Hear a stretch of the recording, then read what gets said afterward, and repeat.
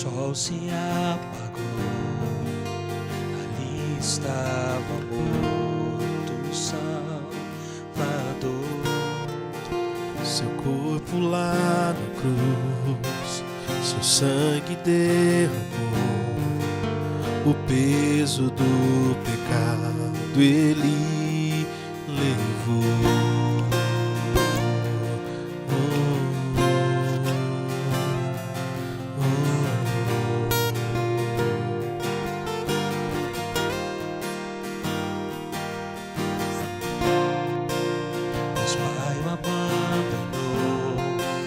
Cessou seu respirar, em trevas estava com seu filho.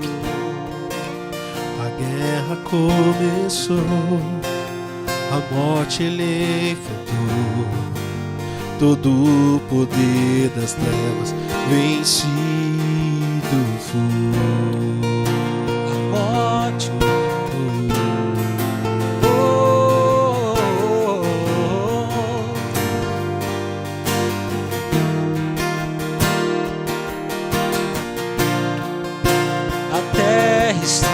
estremeceu, o sepulcro se abriu e nada vencerá teu grande amor.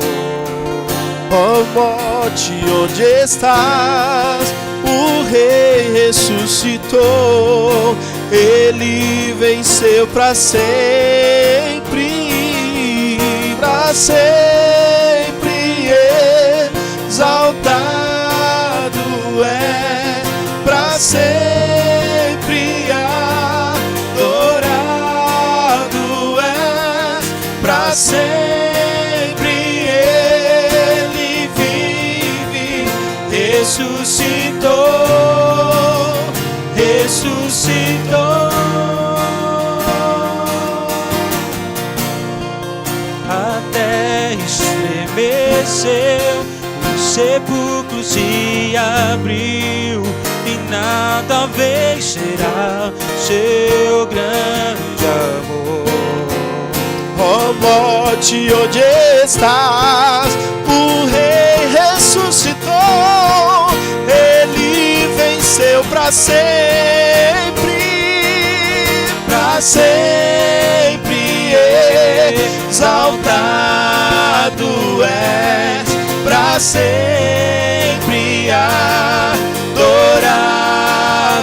és, para sempre ele vive, ressuscitou, ressuscitou, para sempre exaltado és, para sempre adorado és, para sempre ele vive, ressuscitou, ressuscitou.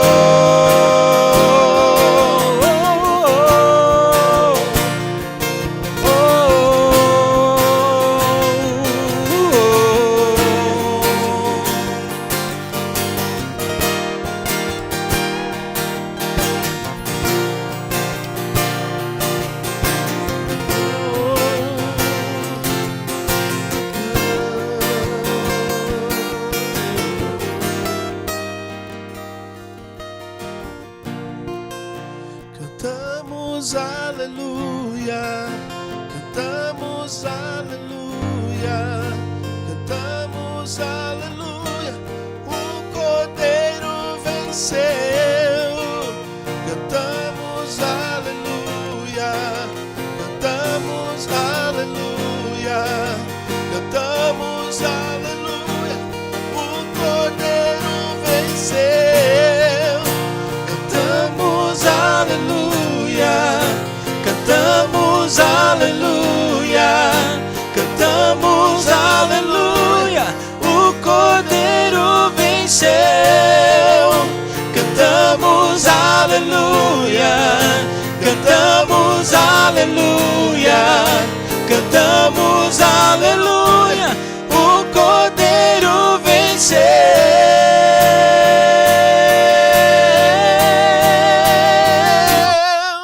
pra sempre exaltado és, pra sempre adorado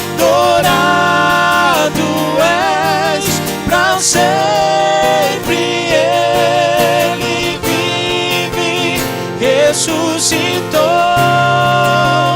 ressuscitou,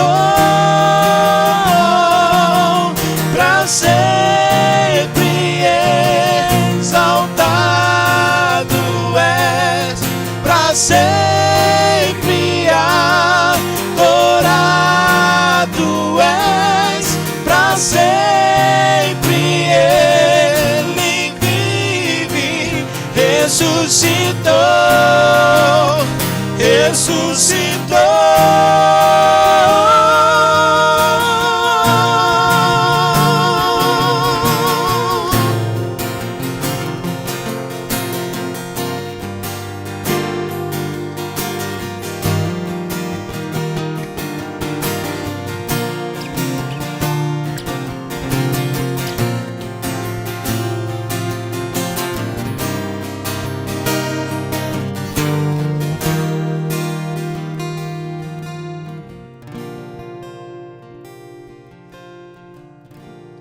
Glória a Deus, glória a Deus.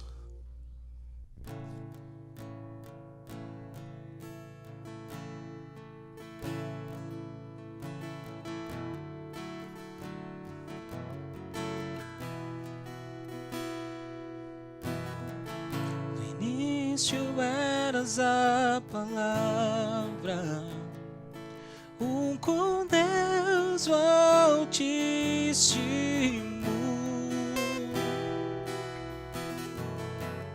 O mistério de tua glória, Cristo em ti se revelou. Oh, quão lindo esse nome é, oh, quão lindo esse nome é, o nome de Jesus, meu Rei. Oh, quão lindo esse nome é, maior que tudo ele é. Oh, quão lindo esse nome é, nome de Jesus.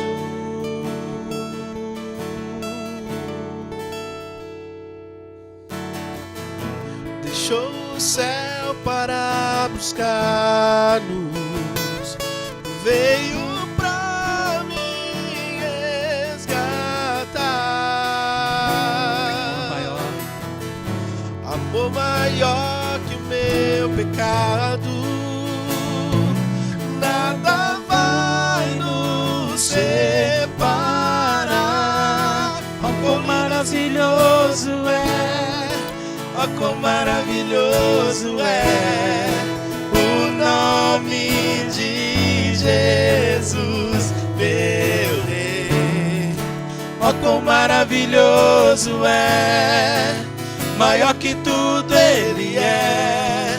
Oh, quão maravilhoso é, nome de Jesus. Oh, quão maravilhoso é, nome de Jesus.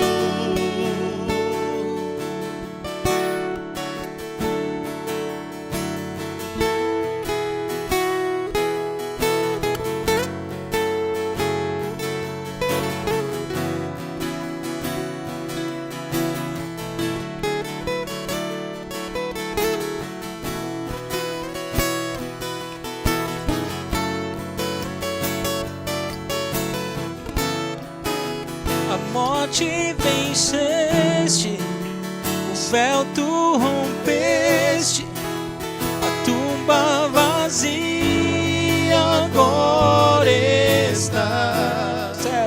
Os céus se adoram, proclamam tua glória, pois ressuscitaste vivo está. És invencível, inigualável, hoje pra sempre reinará. Teu é o reino, tu é a glória, acima de todo nome está. Poderoso esse nome é, poderoso esse nome é, o nome de Jesus, meu Rei.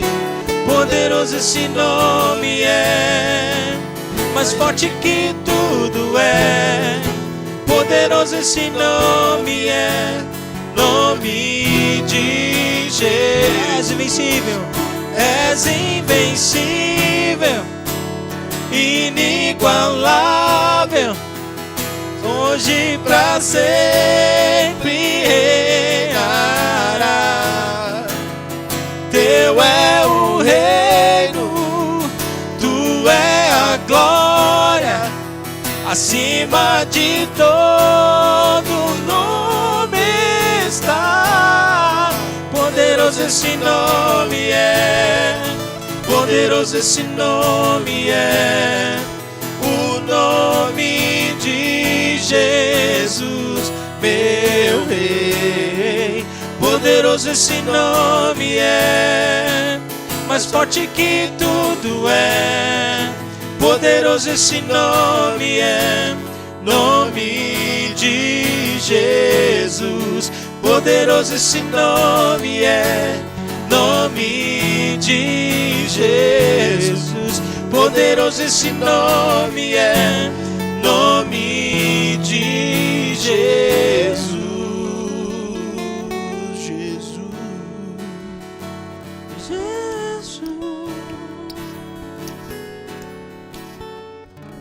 Glória a Deus. Olá, queridos e queridas, boa noite, bem-vindo à nossa quarta com o Pai. Eu espero que você esteja bem nessa semana que passou, espero que o seu domingo, desde lá do domingo para cá, tenha sido abençoado e que você possa continuar sendo abençoado em nome do Senhor Jesus, amém? Olha, eu quero trazer para você um direcionamento para a gente estar ciente das nossas atividades na igreja. Aos domingos pela manhã nós voltamos com o nosso culto presencial. Nós tivemos algumas conversas sobre isso e decidimos continuar tomando todas as precauções que nós temos tomado até então. Então, domingo de manhã agora, às 9 horas, nós estamos aí ao vivo lá e também transmitindo aqui pelo meio virtual, remoto, né? O culto, tanto sendo transmitido virtualmente como também transmitido estando presencialmente. Amém? Que Deus abençoe a tua vida em nome do Senhor Jesus. Nessa quarta-feira à noite quero trazer uma palavra muito boa para você. É uma parábola de Jesus em que ele ensina algo muito importante para nós, que eu acredito que vai ser muito válido para mim e para você essa reflexão. Jesus está entrando, ele chega, né, em Jerusalém, e aí então ele purifica o templo, ele tem aquele momento em que ele vira a mesa dos cambistas e tudo mais, e depois que ele purifica o templo, ele é questionado pelos mestres da lei, pelos religiosos daquela época, que perguntaram para ele o seguinte: com qual autoridade ele tinha para fazer aquilo que ele estava fazendo. E logo na sequência, ao invés de responder com qual autoridade, Jesus, muito sabiamente, muito estrategicamente, ele faz uma outra pergunta. Ele fala assim: eu vou fazer primeiro uma pergunta a vocês. O batismo de João era dos homens ou era de Deus? E então eles perceberam a estratégia de Jesus e eles até comentam no texto, no capítulo 21 de Mateus, o seguinte: se a gente falar que o batismo de João é dos homens, nós vamos ter um problema, porque as pessoas que seguiam João acreditavam que João era de Deus. E se nós falarmos que era de Deus, ele vai falar por que então que a gente não obedeceu ao que ele orientou como uma pessoa enviada de Deus. Então eles abaixaram, recuaram e falaram assim: nós não sabemos responder. Então Jesus começa-lhes a falar por parábolas a partir daí, para se cumprir as profecias do Antigo Testamento, que dizia que o Messias, um dos sinais que outorgava, isso é, que respaldava o Messias, era o falar por símbolos, por analogias, por palavras, usando o contexto da época para falar. Então Jesus começa falando no versículo 28 sobre a parábola dos dois filhos, para mostrar para as pessoas daquela época, para aqueles religiosos, para aqueles irmãos, os primeiros irmãos que estavam crescendo lá, e para nós nos dias de hoje, um ensino muito importante. Eu vou ler para você essa parábola e nós vamos refletir juntos. Olha só que coisa linda. Versículo 28 de Mateus 21. O que acham? Havia um homem que tinha 2 filhos. Chegando ao primeiro, este homem disse: Filho, vá trabalhar hoje na vinha. E este então respondeu ao seu pai: Eu não quero. Mas depois mudou de ideia e acabou indo. Versículo 30. O pai então chegou ao outro filho e disse a mesma coisa. Então o filho respondeu: Sim, pai, sim, senhor. Mas este filho não foi. Pergunta de Jesus: Qual dos 2 filhos fez a vontade do pai?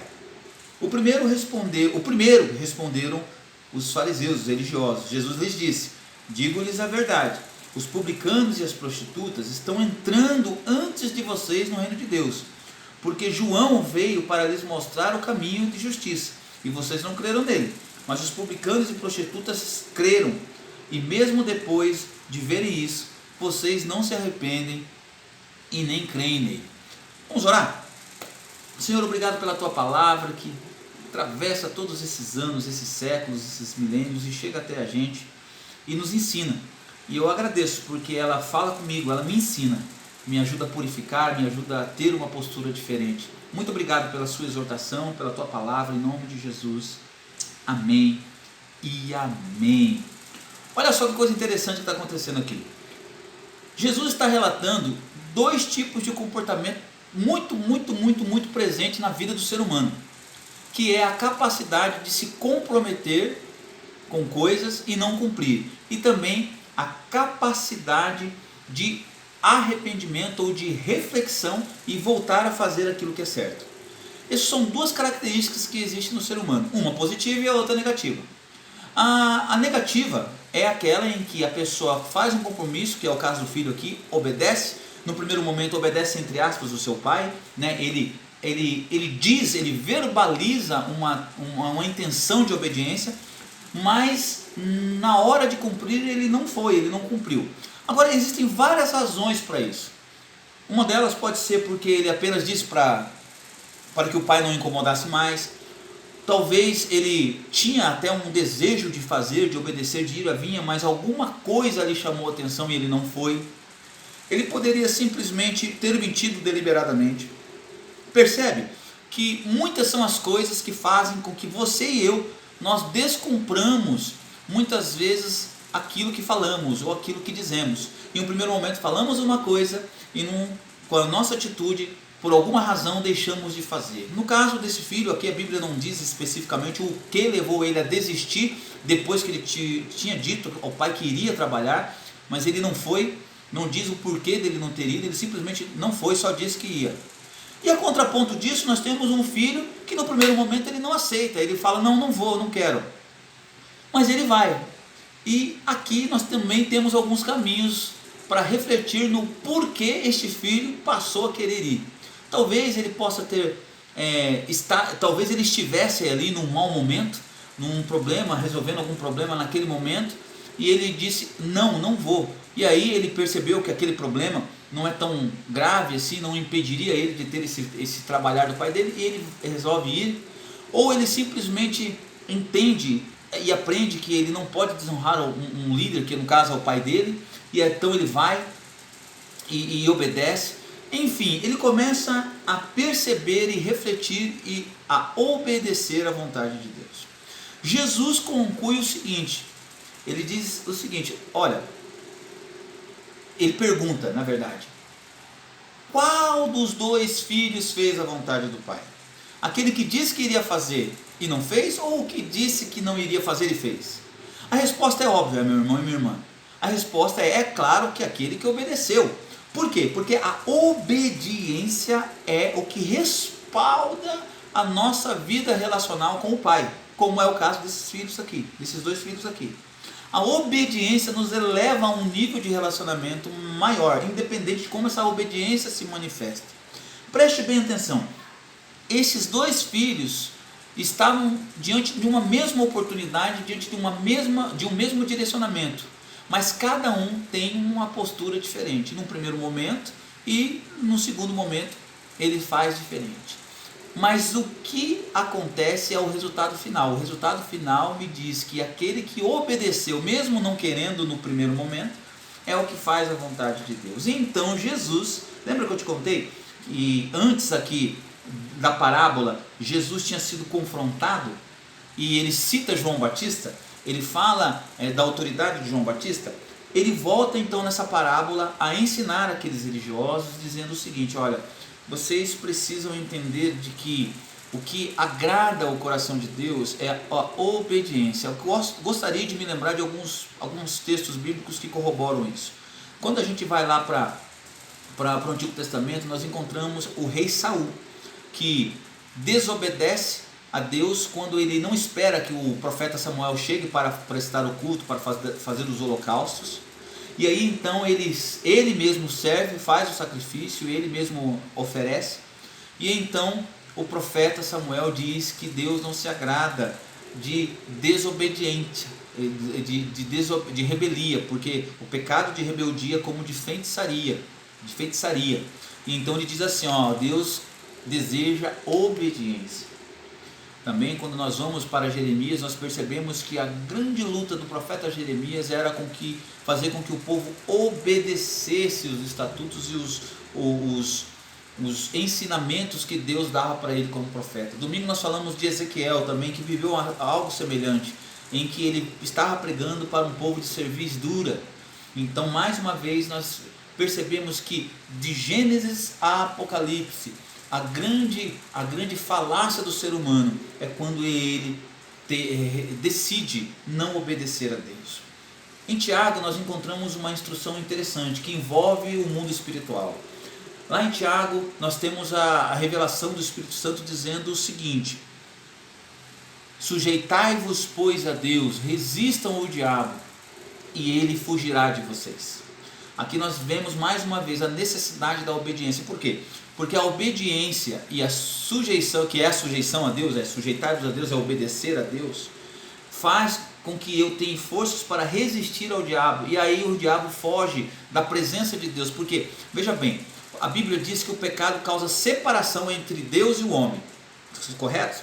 Então, o pecado é o quê? Nada mais, nada menos do que a desobediência declarada. Agora, quando nós obedecemos a Deus, o efeito é o contrário. Se o pecado da desobediência me afasta a Deus, a matemática me diz que, a reflexão óbvia diz que a obediência o quê? Me aproxima de Deus. Você está entendendo?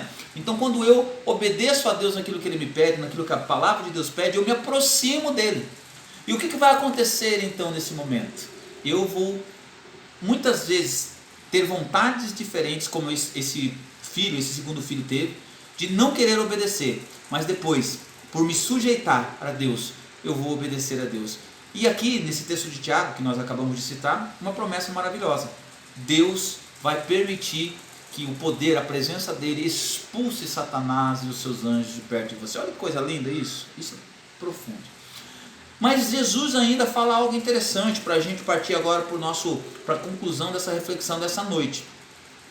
Ele vai dizer para mim e para você que publicanos, prostitutas, isso é, pecadores, estão se aproximando de Deus, obedecendo a Deus. E eles, aqueles religiosos, aqueles fariseus que dizem obedecer a Deus por cumprir os rituais religiosos, não estão. E ele diz que ele é enfático aqui no final, que quando ele diz aqui a partir do versículo 32, porque João veio para mostrar a vocês o caminho da justiça, mas vocês não creram nele, mas os publicanos e as prostitutas creram nele, e mesmo depois de vocês verem essa crença, essa fé deles manifestada, vocês não se arrependeram e não creram nele.